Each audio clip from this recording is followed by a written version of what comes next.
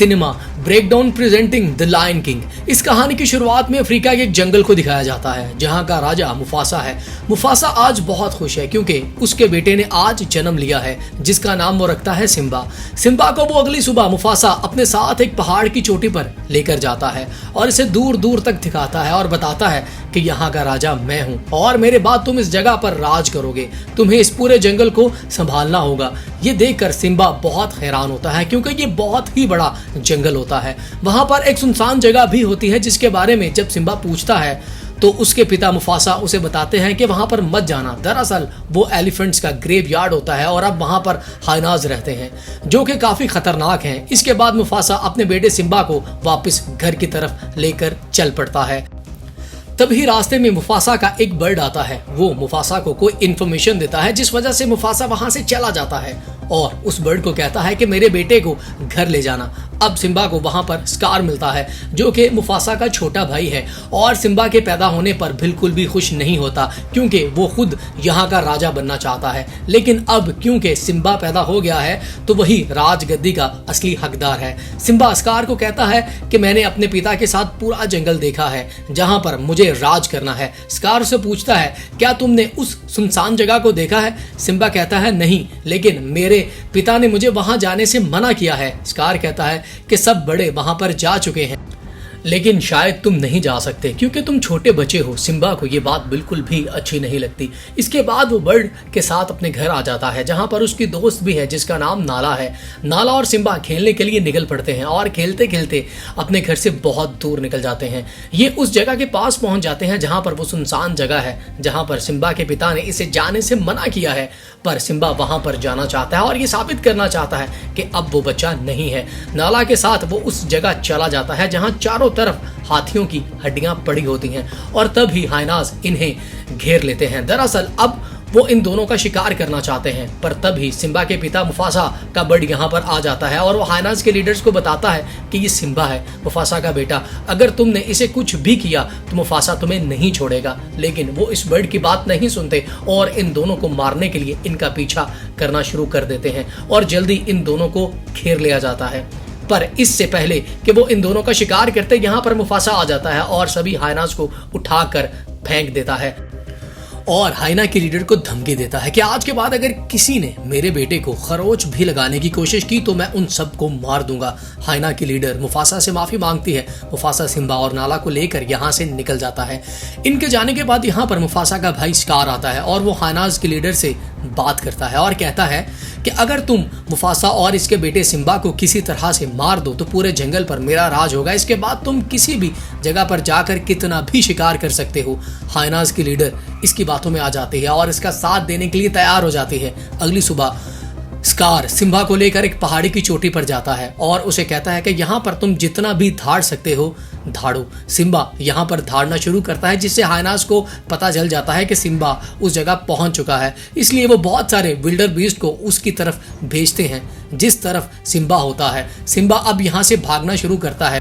विल्डर beast उसके पीछे होते हैं। वहीं शिकार को दिखाया जाता है जो कि प्लान के मुताबिक अपने बड़े भाई मुफासा तक पहुंच जाता है और उसे बताता है कि सिम्बा विल्डर बीस्ट के बीचों बीच फंस चुका है। मुफासा अपने बेटे को बचाने के लिए निकल पड़ता है। वहां पहुंचकर वो देखता है कि उसका बेटा विल्डर बीस्ट के बीचों बीच फंसा हुआ है। वो एक सूखे पेड़ के ऊपर चढ़ा हुआ है। सिम्बा को बचाने के लिए मुफासा उस पेड़ तक पहुंच जाता है और सिम्बा को किनारे छोड़कर खुद भी ऊपर आने की कोशिश करता है। बड़ी मुश्किल से मुफासा ऊपर आता है लेकिन इससे पहले कि वो पूरी तरह से ऊपर चढ़ता मुफासा का भाई स्कार उसे धक्का देकर नीचे गिरा देता है। सिम्बा अपने पिता को नीचे गिरता हुआ देखता है और सब विल्डर बीस्ट वहां से चले जाते हैं। तो वो अपने पिता के पास आता है जो कि पूरी तरह से बेहोश होते हैं। वो मदद के लिए चिल्लाता है लेकिन यहाँ इसके आसपास कोई भी नहीं होता। थोड़ी देर बाद स्कार वहां आता है और वो सिम्बा को कहता है कि तुमने अपने पिता की जान ली है, तुम्हारी वजह से तुम्हारे पिता की जान गई है, तुम अब अपनी माँ को क्या जवाब दोगे?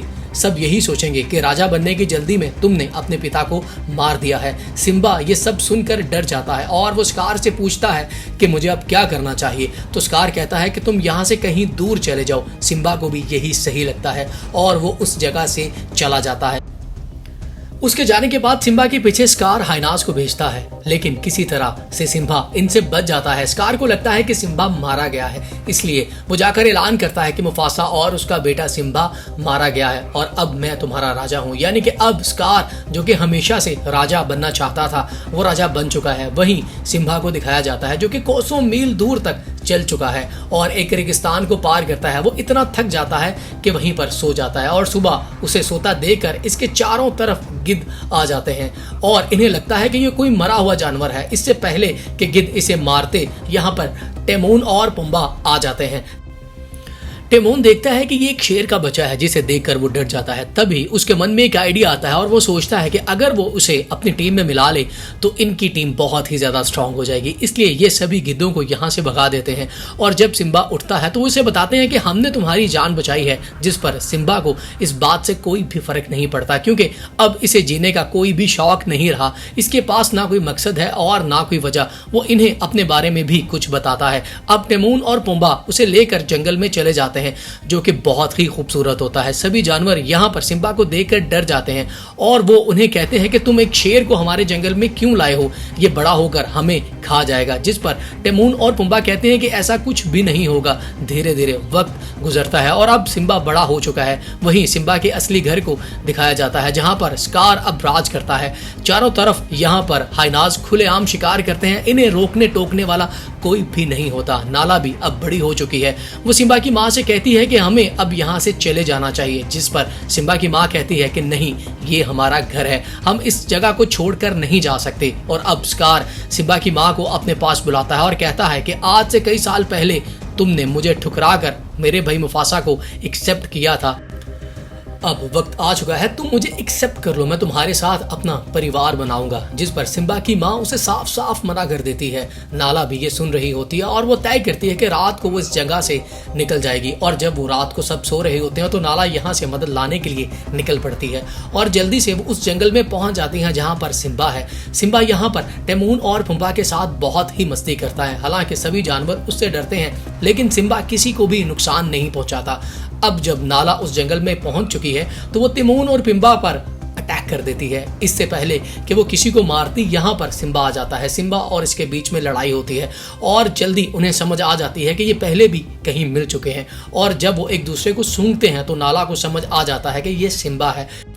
सिम्बा भी नाला को पहचान जाता है। नाला सिम्बा से कहती है कि अगर तुम जिंदा थे तो इतने सालों तक वापस क्यों नहीं आए। सिम्बा कहता है कि वहां पर मेरी जरूरत किसी को नहीं है, वैसे भी ये जंगल बहुत खूबसूरत है। नाला भी सिम्बा के साथ इसी जंगल में कई दिनों तक रहती है। अब सिम्बा और नाला जो बचपन में दोस्त थे एक दूसरे को पसंद करना शुरू कर देते हैं। वही सिम्बा का एक बाल पानी में नदी में बह जाता है और ये बाल एक जगह पहुंचता है जहां पर सिम्बा का घर था। वहां पर एक मंकी होता है जो बचपन से सिम्बा से बहुत ज्यादा प्यार करता था। इसने कभी पेड़ पर उसकी तस्वीर भी बनाई थी। सिम्बा का बाल जब उसे मिलता है तो उसे समझ आ जाता है कि सिम्बा आज भी जिंदा है। वही नाला अब सिम्बा को सब कुछ बताती है कि किस तरह स्कार ने पूरे जंगल पर आतंक मचा रखा है। वहां पर जितने भी हाइनस हैं वो खुलेआम शिकार करते हैं। साथ ही वो उसे ये भी कहती है कि तुम्हारी माँ को तुम्हारी जरूरत है, तुम्हें मेरे साथ चलना है। सिम्बा साफ साफ मना कर देता है और इस जगह को छोड़कर नहीं जाना चाहता। ये सुनकर नाला नाराज होकर वहां से जाने लगती है। सिम्बा रात को जब अकेला घूम रहा होता है तब उसके पास वही मंकी आता है जिसे उसका बाल मिला था। वो सिम्बा से कहता है कि मैंने तुम्हें बचपन में अपनी गोद में खिलाया था, तुम एक राजा हो, तुम्हें वापस जाना चाहिए। सिम्बा कहता है कि नहीं, मैं वापस नहीं जाना चाहता। वो कहता है कि तुम्हारे पिता आज भी जिंदा हैं। इसके बाद वो सिम्बा को एक नदी के किनारे लेकर जाता है और कहता है कि पानी में देखो, तुम्हें तुम्हारे पिता दिखेंगे। जिस पर वो पानी में देखता है तो सच में उसे अपने पिता का रिफ्लेक्शन दिखाई देता है। तभी आसमान में बिजलियां चमकना शुरू हो जाती हैं। सिम्बा को अपने पिता की आवाज आती है। उसके पिता उससे कहते हैं कि जब तक मैं जिंदा था मेरे लिए सबसे फख्र की बात यही थी कि तुम मेरे बेटे हो, तुम एक राजा हो, तुम्हें वापस जाना चाहिए और सब कुछ ठीक करना चाहिए। सिम्बा अपने पिता की बात से बहुत ही ज्यादा मोटिवेट हो जाता है। वो तय करता है कि वो वापस अपने घर जाएगा। वो यहाँ से बिजली की रफ्तार से अपने घर की तरफ भागना शुरू कर देता है। रास्ते में उसे नाला भी मिल जाती है। वो इसके बाद दोनों के दोनों अपने घर अपने जंगल में पहुंच जाते हैं। जहां पहुंचने के बाद सिम्बा देखता है कि जंगल पूरी तरह से बदल चुका है। हरियाली यहाँ से खत्म हो चुकी है। यहाँ पर ना पीने के लिए पानी बचा है और ना ही जानवर।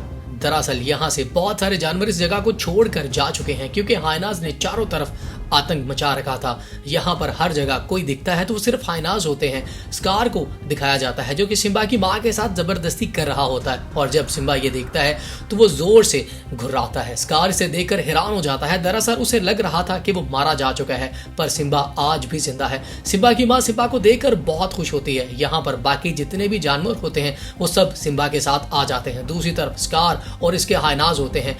स्कार सिम्बा से कहता है कि तुमने अपने पिता को मारा था। सिम्बा कहता है कि मैंने अपने पिता को नहीं मारा, वो बस एक हादसा था। इसके बाद सिम्बा और स्कार आपस में लड़ने के लिए तैयार हो जाते हैं। यहाँ पर सिम्बा को स्कार एक पहाड़ी के कोने तक ले जाता है। सिम्बा नीचे गिरने लगता है, वो पहाड़ से लटक जाता है ठीक उसी तरह जिस तरह आज से कई साल पहले इसके पिता लटके थे। तभी आसमान से बिजली चमकती है और नीचे पेड़ पर आग लग जाती है। और अब स्कार सिम्बा को कहता है ये तो मैंने पहले भी देखा हुआ है। दरअसल कई साल पहले जब तुम्हारे पिता इसी तरह चट्टान से लटके हुए थे तो मैंने उसे नीचे धक्का दिया था, जिस वजह से उनकी मौत हो गई थी। और अब सिम्बा को पता है कि इसके पिता को किसी और ने नहीं बल्कि इसके चाचा स्कार ने मारा था। सिम्बा स्कार की गर्दन पकड़कर वापस ऊपर आ जाता है। अब दोनों के बीच में लड़ाई होना शुरू हो जाती है। साथ जितने भी हाइनाज होते हैं, सिम्बा के सभी दोस्त इनसे लड़ना शुरू कर देते हैं। वो सभी हाइनाज को भगा देते हैं। ये देखकर स्कार वहां से भागकर एक चट्टान के ऊपर चढ़ जाता है। चारों तरफ आग होती है, वहां पर कोई भी रास्ता जाने का नहीं होता। अब सिम्बा भी उस जगह पहुंच चुका है। स्कार को समझ आ चुका है कि अब उसका खेल खत्म हो चुका है, लेकिन यहाँ पर स्कार सारे का सारा इल्जाम हाइनाज पर लगा देता है। वो कहता है कि सब कुछ हाइनाज ने किया है। सिम्बा कहता है ना सिर्फ तुमने मुझे, मेरे पिता को और अपने जंगल को धोखा दिया है, बल्कि तुमने इन हाइनाज को भी धोखा दिया है। लेकिन मैं तुम्हारे जैसा नहीं हूं, मैं तुम्हें नहीं मारूंगा, तुम यहाँ से जा सकते हो। स्कार यहाँ पर राज करना चाहता है, इसलिए वो सिम्बा की आंखों में जलती हुई चिंगारी फेंकता है और इस पर हमला कर देता है। लेकिन सिम्बा यहाँ से जल्दी संभल कर उस पर अटैक कर देता है। सिम्बा जवान और ताकतवर है, इसलिए स्कार उसके सामने टिक नहीं सकता। वो पहाड़ की चट्टान से नीचे गिरने लगता है, लेकिन सिम्बा उसे नीचे नहीं गिराता और वो उस जगह से चला जाता है। अब यहाँ पर जितने भी हाइनाज हैं वो इसे कहते हैं कि तुमने हमें धोखा दिया है। इसके बाद वो सभी हाइनाज इस पर हमला कर देते हैं और स्कार को मार देते हैं और इस तरह स्कार का खात्मा हो जाता है। इसके बाद यहाँ पर बारिश भी होती है जिससे आग बुझ जाती है और कुछ ही महीनों के बाद पूरे का पूरा जंगल पहले की तरह हरा भरा हो जाता है। यहाँ पर सभी तरह के जानवर वापस आ चुके हैं और अब सिम्बा यहाँ का राजा बन चुका है। इसने नाला से शादी कर ली है जो कि अब इसकी क्वीन है। बहुत जल्द इनका एक बेटा भी हो जाता है जिसे मंकी उसी तरह सबको दिखाता है जैसे आज से कई सालों पहले उसने सिम्बा को सबको दिखाया था। इसी के साथ इस कहानी की एक हैप्पी एंडिंग हो जाती है। ये थी कहानी फिल्म द लायन किंग की। ये फिल्म 2019 में रिलीज हुई थी। उम्मीद करते हैं कि ये कहानी आप सबको पसंद आई होगी।